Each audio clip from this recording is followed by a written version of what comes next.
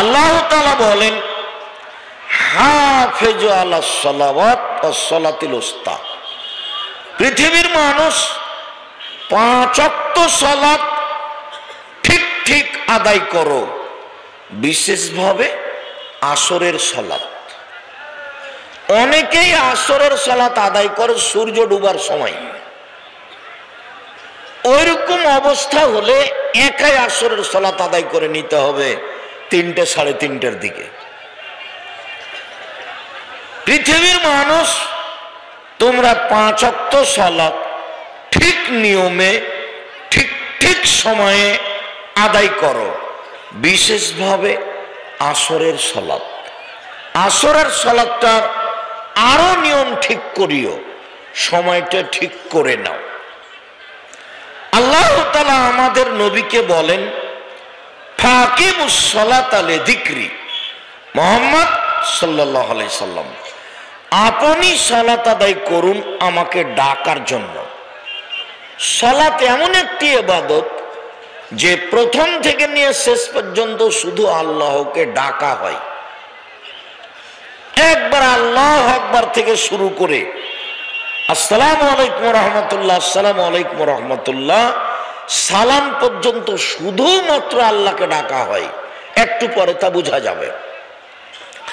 অন্যান্য ইবাদতে এরকম ডাকা হয় না। সিয়াম, রোজা একটা খুব দামি ইবাদত, কিন্তু ওরকম আল্লাহকে ডাকা হয় না, বাস না খেয়ে থেকে যায়। আল্লাহকে তেমন কোনো ডাকা হয় না। আপনার হজ অনেক কষ্ট করে করা লাগে, এখানে সেখানে তপ সাই, আপনার ওই এতে জামরাতে যেতে হবে, পাথর মারতে হবে, আরাফার মাঠে যেতে হবে, মুজদালিফার মাঠে যেতে হবে, মিনা মাঠে যেতে হবে, অনেক কাজের নাম হজ। তো অত ডাকা হয় না আল্লাহকে। সালাত এমন একটি ইবাদত যে শুধুমাত্র আল্লাহকে ডাকা হয়। তাই আল্লাহ বলছেন আমাদের নবীকে, ফাকিমুস সালাতা লিযিকরি। মুহাম্মদ সাল্লাল্লাহু আলাইহি সাল্লাম, আপনি আমাকে ডাকার জন্য সালাত আদায় করেন। বলছিলাম, বাচ্চা, এরকম বাচ্চা কোনো সময় আপনার পাশ থেকে উঠলে ওকে উঠতে দিবেন না। ও তো কথা বুঝে না, এমনি বসেছিল। কিন্তু কারো সামনে দিয়ে হাঁটলে ও ওই দিকে লক্ষ্য করবে, তখন আমার কথা ধরতে পারবে না। আর আপনারা যারা সামনে আছেন, দয়া করে আমাকে কোনো কাজ দেখায়েন না কিছুক্ষণ, কোনো জরুরি কাজ দেখাবেন না। ভদ্রতা বজায় রেখে চুপচাপ বসে থাকবেন। পাখি যেন মনে করে আপনি পাথর। আমি তো আর আপনাকে এইসব জোলেখার কাহিনী শোনাতে আসিনি। আর আমি 32 বছর থেকে বক্তব্য দিচ্ছি, কোনোদিন কেসা কাহিনী বলিনি, কোনোদিন অপ্রয়োজনীয় কোনো বাক্য ব্যবহার করিনি, কোনোদিন কোনো মাযহাবকে নিয়ে কথা বলিনি, কোনোদিন কোনো সরকারকে নিয়ে কথা বলিনি, কোনোদিন নিজের পরিচয়টাও দিইনি। মানুষ যখন চাপ দিয়ে বলেছে যে বিজ্ঞাপন পোস্টারে আপনাদের নাম লিখবো, তো কি লিখবো, তখন আমি বলেছি আমার নাম আব্দুর রাজ্জাক আর আমার বাপের নাম ইউসুফ, বাপ বেটা মিলে আব্দুর রাজ্জাক বিন ইউসুফ। এর চেয়ে বেশি আমি বলিনি। 32 বছর আমি কোনোদিন মানুষের কাছে পথ খরচ পাথেও যাইনি। আপনাকে আমি অনেক ভালোবাসি, ভালোবাসার সুবাদে এসেছেন, আপনার শুকরিয়া আদায় করি, জাযাকুমুল্লাহ খাইর। আর কেউ এখন দোকানপাটে বসে গল্প করবেন না। আপনি দোকানে বসে এখন গল্প করছেন কি করে? আপনার একটু লজ্জা হয় না? আপনার একটু শরম হয় না? আপনার একটু হায়া হয় না? আপনার একটু মানবতা নেই? আপনার একটা ইতস্তবোধ নেই? আপনি এখন দোকানে বসে কেমনে গল্প করেন? আপনার কি সামান্যতম লজ্জা নেই? আপনার কি সামান্যতম হায়া নেই? আপনার কি সামান্যতম মানবতা বোধোদয় নেই? আর আপনি তো মুসলমান, হিন্দু হলে আসতে হবে। হিন্দু এখন দোকানে বসে গল্প করতে পাবে না, আমি তার কিছু না কিছু উপকার করবই করব। আপনি কোন সাহসে মুসলমান হয়ে দোকানে বসে এখন গল্প করছেন? আপনার একটু লজ্জা হয় না কেন? আপনার একটু হায়া হয় না কেন? আপনার একটু শরম হয় না কেন? দোকানে বসে আছেন, ল্যাংটা মেয়ে নাচছে, খারাপ লাগে না একটু? আপনি মুসলমান নন, আপনার বাপ মুসলমান নয়, আপনার মা মুসলমান নয়। বুঝে না ওরা, অন্তর আছে বুঝে না, দেখেও দেখে না ওরা, চক্ষু আছে দেখে না, শোনেও শোনে না ওরা, কান আছে শোনে না। উলায়েকা কালানাম, তারা পশু প্রাণীর মতো, তারা গরু ছাগলের মতো, তারা কুকুর শ্রেণীর মতো, বালু মাজাল বরং তার চেয়ে খারাপ। এইরকম আচরণের লোককে আল্লাহ বলছে যে এরা কুকুর শ্রেণীর চেয়ে খারাপ। আমি বলিনি, আমি আব্দুর রাজ্জাক বিন ইউসুফ 32 বছরে কোনোদিন অপ্রয়োজনীয় বাক্য বলিনি। আপনাকে খুব সাবধান করছি, আপনি সাবধান হন। আমি এসেছি, আপনি কেন, আপনার বাপ মা আত্মীয় স্বজন চাচা চাচি পুরো বংশ এসে বসে থাকবেন, গোটা গ্রামবাসী এসে বসে থাকবেন, আপনার কিছু না কিছু আমি উপকার করবই করবো ইনশাআল্লাহ। সম্মানিত দিনী ভাই বোন, অত্র আয়াতগুলিতে বোঝা যায় যে আল্লাহ সালাত আদায়ের জন্য আদেশ করেন। আব্দুল্লাহ ইবনে উমর বলেন, বনিয়াল ইসলাম আলা খামসিন, ইসলামের ভিত্তি হলো 5টা, ইসলামের স্তম্ভ খুঁটি হলো 5টা। যে কোনো একটা ভেঙে গেলে ইসলাম ভেঙে যাবে, ধর্মটা ভেঙে যাবে। এক, এই বলে সাক্ষ্য দেওয়া যে আল্লাহ ছাড়া কোনো মাবুদ নেই, এই বলে সাক্ষ্য দেওয়া যে মোহাম্মদ আল্লাহ রাসূল, এটা 1 নাম্বার খুঁটি, এটা 1 নাম্বার স্তম্ভ। এই বলে সাক্ষ্য দেওয়া যে আল্লাহ ছাড়া কোনো মাবুদ নেই। এইটা সৌদি আরবের লোক বুঝেছিল, ভারত বাংলাদেশ পাকিস্তানের লোক বুঝে না যে আমি সাক্ষ্য দিচ্ছি আল্লাহ ছাড়া কোনো মাবুদ নাই। এর মানে কি? এর মানে হলো যে যমজ কলা, জামা কলা খেলে যমজ সন্তান হবে, এই কথা বলা যাবে না। এর মানে হলো যে আমি যে কথা বললাম টিকটিকি টিকটিক করলো, আমি সত্য বলেছি, এটা বলা যাবে না। এর মানে হলো যে হাত পা ব্যথা করছে, তা একটা রাবার বালা ব্যবহার করলাম, হাত ভালো হয়ে যাবে, এইটা করা যাবে না। আমি সাক্ষ্য দিচ্ছি আল্লাহ ছাড়া কোনো মাবুদ নাই, এর মানে হলো অষ্টাধাতুর আংটি হাতে দেওয়া যাবে না। আমি সাক্ষ্য দিচ্ছি আল্লাহ ছাড়া কোনো মাবুদ নাই, এর মানে হলো কোমরে, হাতে বা গলায় কোথাও মাদুলি তাবিজ ব্যবহার করা যাবে না। আমি সাক্ষ্য দিচ্ছি আল্লাহ ছাড়া কোনো মাবুদ নেই, এর মানে হলো জন্ম দিবস, মৃত্যু দিবস, কোনো দিবস পালন করা যাবে না, করলে এটা কেটে যাবে। আমি সাক্ষ্য দিচ্ছি আল্লাহ ছাড়া কোনো মাবুদ নেই, এর মানে হলো যে গরুকে লাথি মারা যায় না, এই কথা বলা যাবে না। আমি সাক্ষ্য দিচ্ছি আল্লাহ ছাড়া কোনো মাবুদ নাই, এই কথার অর্থ হলো যে সূর্য ডুবার সাথে সাথে বাড়িতে ল্যাম্প বাতি জ্বালাইতে হবে, এই কাজ করা যাবে না। আমি সাক্ষ্য দিচ্ছি আল্লাহ ছাড়া কোনো মাবুদ নাই, এর মানে হলো যে তুলসী গাছ তুলে ফেললে কিছু হয়, এই কথা বলা যাবে না। আমি সাক্ষ্য দিচ্ছি আল্লাহ ছাড়া কোনো মাবুদ নাই, এর মানে হলো যে ফরজ গোসল না করে সিম গাছ থেকে সিম তোলা যাবে না, বেগুন গাছ থেকে বেগুন ছিঁড়ে আনা যাবে না, ভাত রান্না করা যাবে না, ভাতের পাতিলে হাত দেওয়া যাবে না, এইসব কথা বলা যাবে না, বললেই শিরক হবে। আর এইটা তো দিনাজপুর। আব্দুর রাজ্জাক সাহেব, দিনাজপুর মানে কি বললেন? এইটা হলো দিনাজপুর। মানে দিনাজপুর মানে কি বলতে চাইলেন? দিনাজপুর মানে বলতে চাইলাম যে হেডমাস্টার সাহেব আমাকে বলছেন, আব্দুর রাজ্জাক সাহেব, আমার বিছানা থেকে নিয়ে বারান্দা পর্যন্ত চট মাদুলি ছালা বিছানো আছে, কেন বলতে পারেন? কেন বলেন তো? আমি তো জানি না। তো বলছে, শুনেন, স্ত্রী মিলনের পরে যদি আমরা খালি পায়ে মাটিতে পা দিই, তাহলে মাটি অভিশাপ করবে।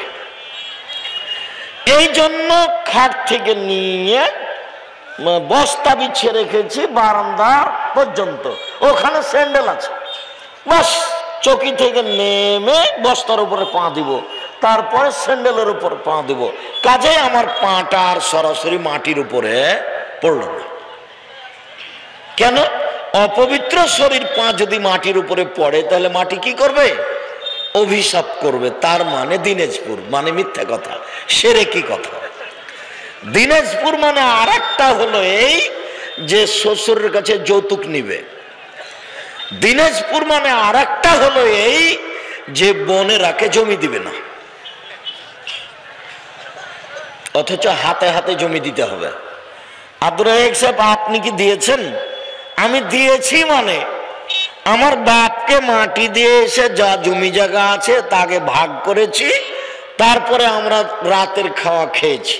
যদিও জমি আমি এক একটু টুকটাক চিনি, আমার ছোট ভাই চিনেই না। আমরা কোনোদিন জমিতে যাই না, আমাদের বোনের স্বামীরাই জমি খায়, চাষ করে, আমরা দেখতেও যাই না। আমার ছোট ভাই বরিশাল মডেল কলেজের সরকারি কলেজের শিক্ষক, ও দারুল দেওয়ান থেকে পড়ে এসেছে, ও একজন আলেম মানুষ।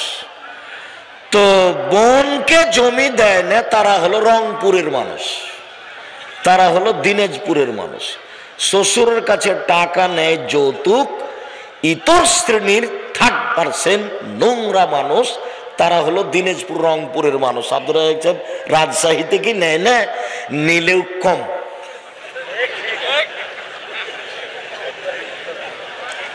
একেবারে ইতর শ্রেণীর মানুষ এরা। ওকে ভিক্ষে করে খেতে বলেছি অনেক দিন থেকে, যে শ্বশুরের কাছে টাকা না নিয়ে বাপ বেটা মেলা ভিক্ষা চাও মানুষের কাছে। আর যৌতুক যদি নিয়ে থাকো শ্বশুরের কাছে টাকা, 24 ঘন্টার মধ্যে টাকা ফেরত দিবা। খাট খাটলা চৌকি বাক্স সাইকেল মোটর সাইকেল সব ফেরত দিতে হবে, সন্ধ্যা হতে হতে দিয়ে দিতে হবে, একটা রাখা যাবে না। ভিক্ষা করা টাকা দিয়ে চাউল কিনে ভাত খেয়ে ইবাদত কবুল হবে। শ্বশুরের কাছে টাকা নিয়ে ওই টাকা দিয়ে চাউল কিনে ভাত খেয়ে ইবাদত কবুল হবে না। 32 বছর থেকে বলছি, কোন মায়ের বেটা এমন নাই যে কথা এভাবে উল্টে ধরতে পারে, যেভাবে বলছে এভাবেই থাকবে। মানে যৌতুক ফেরত দিতে হবে। খাট খাটলা চৌকি বাক্স ফার্নিচার আগামীকাল সন্ধ্যা হতে হতে ফেরত দিতে হবে। কাপুরুষের সন্তান কাপুরুষ নিবা কেন? কাজ করে নাও, বাজাও। তুমিও কাপুরুষ, তোমার বাপও কাপুরুষ, তুমিও ভিক্ষুক, তোমার বাপও ভিক্ষুক। বাপটা ভিক্ষা করে খাও। খারাপ লাগে? খারাপ লাগার জন্যই তো বলছি, যাতে তোমারও মনে থাকে, তোমার বাপের মনে থাকে, যেন যেখানে যাবে কেটে ছিঁড়ে চলে যায়।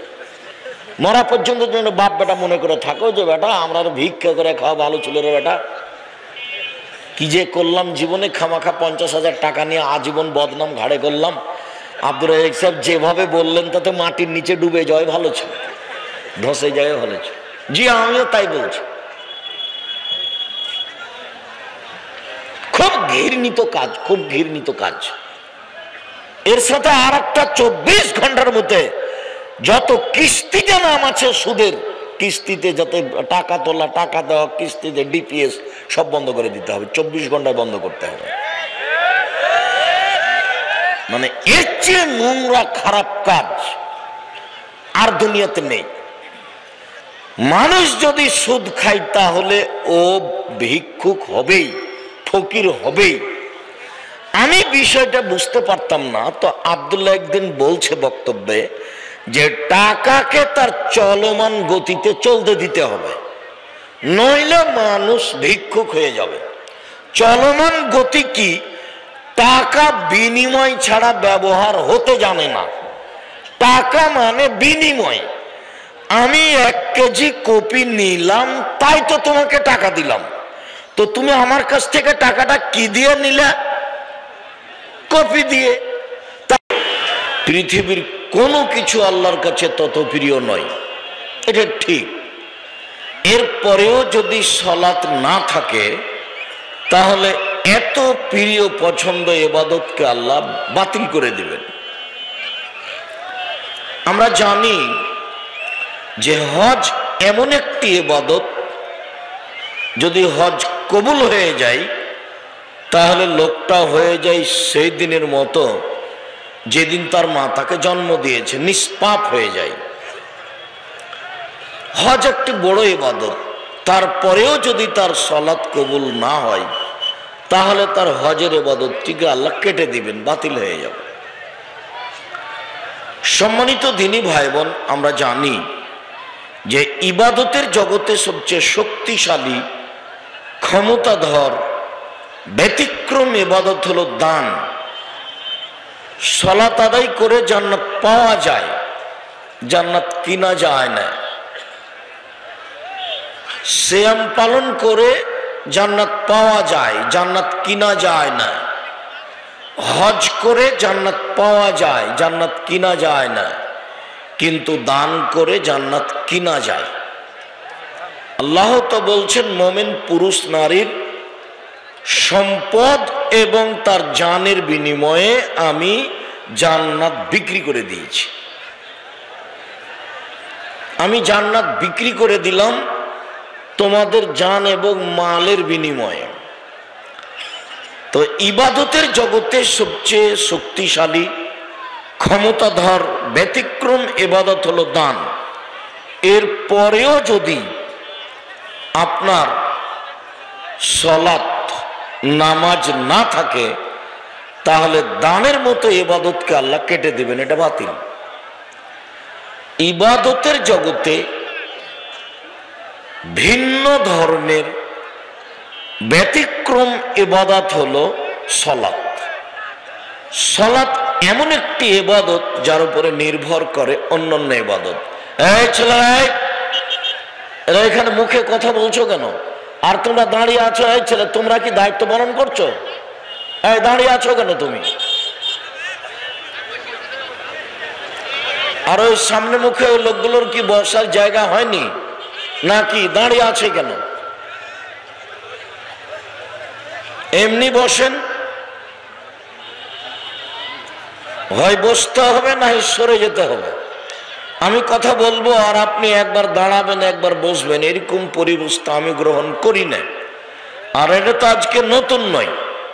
কাজে আপনাকে আমি অনুরোধ জানাচ্ছি, অল্প কিছু সময় ভদ্রতা বজায় রেখে চুপচাপ গুরুত্বপূর্ণ কথা শোনার চেষ্টা করেন। উপস্থিত বৈঠকের মুসলিম বোন, আপনাকেই বলছি, আপনার গায়ের উপর দিয়ে যদি আর একজন চড়ে চলে যায় তবু আপনি মুখ খুলবেন না, চুপচাপ আপনি বসে থাকবেন। আপনার জন্য এসেছি, অনেক কষ্ট করে এসেছি, আবার অনেক কষ্ট করে দীর্ঘ পথ অতিক্রম করে যাব এবং সকালে ক্লাস নেব ইনশাআল্লাহ।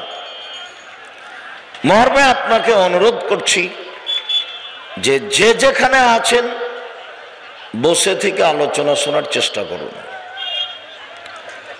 এই ছেলেরা, তোমরা এখানে দায়িত্ব পালন করো তো আমার চোখের সামনেটা দেখো তো, তোমরাই কি দাঁড়িয়ে আছো নাকি? সামনে থাকো, তোমরা লোকজন আছো তো কেউ? সম্মানিত দ্বীনী ভাই বোন, আনাস রাদিয়াল্লাহু তাআলা আনহু বলেন, রাসূল সাল্লাল্লাহু আলাইহি ওয়াসাল্লাম বলেছেন,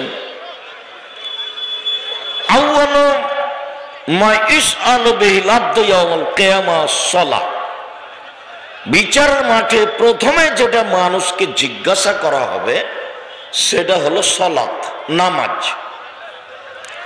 ফাইন সালাহাত সালাহু সাইর আমলিহি, যদি তার সালাত টিকে যায় সব ইবাদত টিকে যাবে। ওয়াইন ফাসাদাত ফাসাদা লাহু সাইর আমলিহি, যদি তার সালাত না টিকে, যদি সালাত না থাকে তাহলে তার সব ইবাদত বাতিল হবে। এ কথা মুহাম্মদ সাল্লাল্লাহু আলাইহি সাল্লাম বলেন। আমরা আজকের আলোচনার শুরু থেকে নিয়ে শেষ পর্যন্ত সালাত ব্যবহার করব, নামাজ নয়। আমরা নামাজ শব্দটা ব্যবহার করব না, সালাত শব্দটা ব্যবহার করব এই জন্য যে সালাত শব্দটি কোরআনেও আছে, হাদিসেও আছে। নামাজ শব্দটি কোরআনেও নেই, হাদিসেও নেই। সিয়াম শব্দটি কোরআনেও আছে, হাদিসেও আছে। রোজা শব্দটি কোরআনেও নেই, হাদিসেও নেই। জাহান্নাম শব্দটি কোরআনেও আছে, হাদিসেও আছে। দোজখ শব্দটি কোরআনেও নেই, হাদিসেও নেই। জান্নাত শব্দটি কোরআনেও আছে, হাদিসেও আছে। বেহেশত শব্দটি কোরআনেও নেই, হাদিসেও নেই। আল্লাহ শব্দটি কোরআনেও আছে, হাদিসেও আছে। খোদা শব্দটি কোরআনেও নেই, হাদিসেও নেই। তো চলছে কিভাবে? এমনিতেই চলছে। কেননা চলন্ত ধর্মই ধর্ম, সঠিকটা তো আর মানুষের কাছে ধর্ম নয়। সঠিকটা কেউ বললেই জনগণ বলবে এতদিন কি তাহলে মানুষ ভুল করেছে, মানে আরো তার পাল্টা আপত্তি, যার কারণে হকটা মানুষ সমাজে ছড়ায় নেয়, মিথ্যাই ছড়িয়ে থাকে। তো আমরা আপনাদের সামনে আজকের আলোচনায় সালাত শব্দটি ব্যবহার করব, নামাজ নয়। সালাত এমন একটি ইবাদত যার উপরে নির্ভর করে অন্যান্য ইবাদত। আনাস রাদিয়াল্লাহু তাআলা আনহু বলেন, রাসূল সাল্লাল্লাহু আলাইহি ওয়াসাল্লাম বলেছেন, আস-সালাতু সালাসাতু আসলাসিন, সালাত তিন ভাগে বিভক্ত। আত-তাহুরু সুলুসুন, ওযু হলো তিন ভাগের এক ভাগ। রুকু সুলুসুন, রুকু হলো তিন ভাগের এক ভাগ। সুজুদ সুলুসুন, সিজদা হলো তিন ভাগের এক ভাগ। ফামান আদ্দাহা বিহাক্কিহা, যে এইগুলি ঠিক ঠিক আদায় করলো, কবুলাত সালাতুহু, তাহলে তার সালাত কবুল করা হবে। অকবুলা সাইর আমালিহি, তার সব ইবাদত কবুল করা হবে। আইন রুদ্দাত আলাইহি সালাতুহু, তার যদি সালাত কবুল না করা হয়, তার সালাত যদি তাকে ফেরত দেওয়া হয়, তাহলে রুদ্দা আলাইহি সাইর আমালিহি, সব আমল তার ফেরত দেওয়া হবে, একটাও কবুল হবে না। এটা ফকির ভিক্ষা চাইলো, 10টা টাকা দিলাম, তার একটা নেকি আছে। আমি একটা কোরআন মাজিদের আয়াত পড়লাম, কোরআন মাজিদের একটা অক্ষর পড়লাম, 10 নেকি আছে। সূরা ইখলাস 3 বার পড়লাম, একবার কোরআন মাজিদ পড়ার সমান নেকি আছে। কিন্তু আমি যদি সালাত আদায় করি, সেই সালাত যদি কবুল না হয়, তাহলে আমার কোনো ইবাদত কবুল হবে না, সব বাতিল হবে। এ কথা মুহাম্মদ সাল্লাল্লাহু আলাইহি সাল্লাম বলেন। আমরা কথাটা বুঝতে গিয়ে এইভাবে বলতে পারি, কথার কথা, যে 2 রাকাত সালাত আদায় করলে 300 নেকি হবে, কথার কথা। তো ওযু যদি ঠিক না হয়, তাহলে 100 কাটা গেল। যদি রুকু ঠিক না হয়, তাহলে আর 100 কাটা গেল। যদি সিজদা ঠিক না হয়, তাহলে আর 100 কাটা গেল। তার মানে 2 রাকাত সালাত আদায় করলো, কিন্তু 1 নেকিও পেল না। এই কথাটা পরে আবার স্পষ্ট হবে। এখন আপাতত এইটুকু ধরে রাখেন যে সালাত এমন একটি ইবাদত যার উপরে নির্ভর করে অন্যান্য ইবাদত। সালাত কবুল হলে অন্য ইবাদত কবুল হবে, সালাত কবুল না হলে অন্য কোনো ইবাদত কবুল হবে না। আমরা এখন আলোচনা করতে যাচ্ছি, সালাত আদায় করতে হবে, এটা আল্লাহর আদেশ, সালাত আদায় করতেই হবে। আল্লাহ তাআলা বলেন, ফাকিমুস সালাহ ওয়া আতুস যাকাত ওয়া আতাসিমু বিল্লাহ, পৃথিবীর মানুষ তোমরা সালাত আদায় করো এবং যাকাত প্রদান করো, আর আল্লাহকে শক্তভাবে ধরো। হুয়া মাওলাকুম, আল্লাহ হচ্ছেন তোমাদের অভিভাবক। ফানিমাল মাওলা ওয়া নিমান নাসির, তিনি হচ্ছেন উত্তম অভিভাবক, তিনি হচ্ছেন উত্তম সাহায্যকারী। যারা অভিভাবক হিসাবে কাজ করে তাতে আল্লাহ হচ্ছেন সবচেয়ে শক্তিশালী উত্তম অভিভাবক। যারা সাহায্য করে তার মধ্যে আল্লাহ হলেন সবচেয়ে উত্তম সাহায্যকারী, সবচেয়ে শক্তিশালী সাহায্যকারী। পৃথিবীর মানুষ, তোমরা সালাত আদায় করো, যাকাত প্রদান করো, আল্লাহকে শক্তভাবে ধরো, আল্লাহর আদেশ সালাত আদায় করো। আল্লাহ তাআলা বলেন ফাসাল্লি লিরাব্বিক, মুহাম্মদ সাল্লাল্লাহু আলাইহি সাল্লাম আপনি আপনার প্রতিপালককে সন্তুষ্ট করার জন্য সালাত আদায় করুন, ওয়ানহার আর কুরবানি করুন। আদেশ, পৃথিবীর মানুষ তোমরা সালাত আদায় করো।